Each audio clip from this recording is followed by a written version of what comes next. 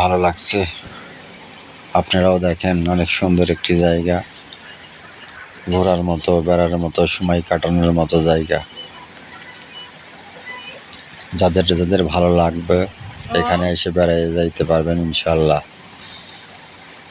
একদম নিরিবিলি ফাঁকা জায়গা, আমার কাছে অনেক সুন্দর লাগে।